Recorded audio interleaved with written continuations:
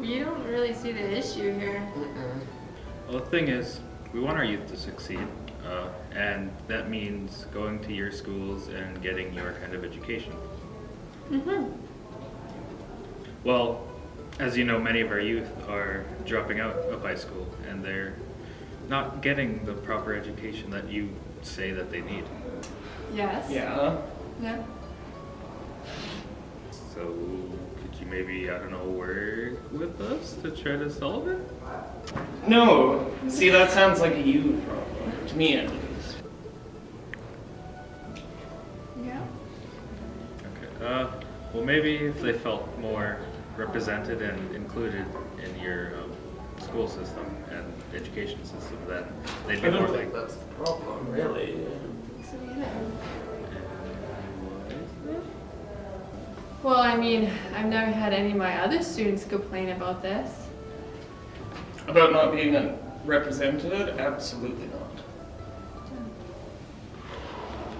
Yeah, no, yeah, that makes sense. Exactly. Mm-hmm. No, that's not what I. It's not what I meant. Okay, how about let's try to find some sort of a middle ground here. Something we can both agree on, of course, is that language is something super important, right? Oh, definitely. It's vital to a child's development and identity. Well, I mean, language is identity. Exactly. Yeah. Yes, well, English and French are super important. We actually have our own languages too.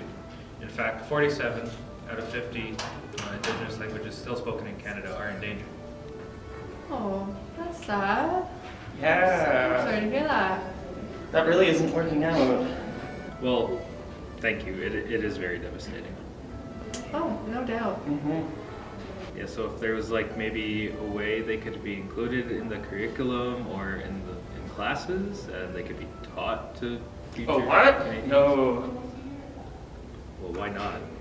Look, we also want your kids to succeed. By our rules.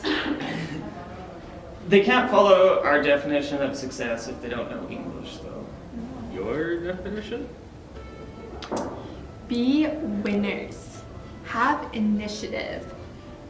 Think eloquently and read. It's all about being the perfect individual. Does that say? No.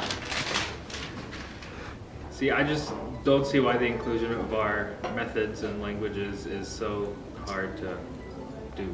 Two's a party, three's a crowd sort of thing. I'd have to move things around and do more paperwork, red tape and stuff. Just kind of my hands, really. So doing your job is out of your hands? Well, I feel that if you were to include our elders' points of view in like your education system, that it would both help our students and that it would be sort of a win-win for both groups. Okay.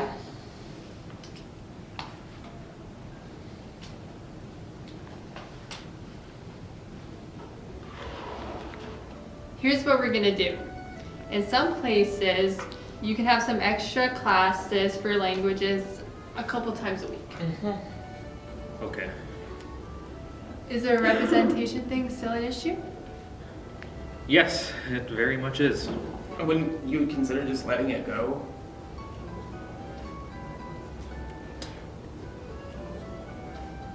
I mean, just like trying to consider being more like us, possibly.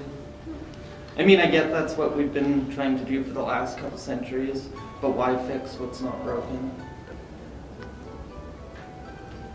Well, look, here's the thing. We really do want to make changes, at least some of us do. We want to work with all of you and make this better and improve your education for all Indigenous students.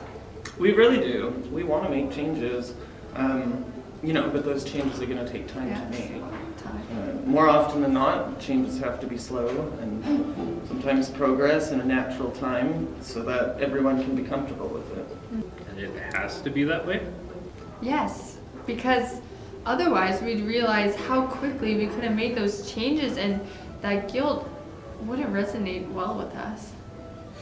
Also, if we changed these sort of things quickly, we'd have a bunch of pent-up soccer moms named Brenda rolling up on us in their CRVs, demanding why these changes were made so quickly.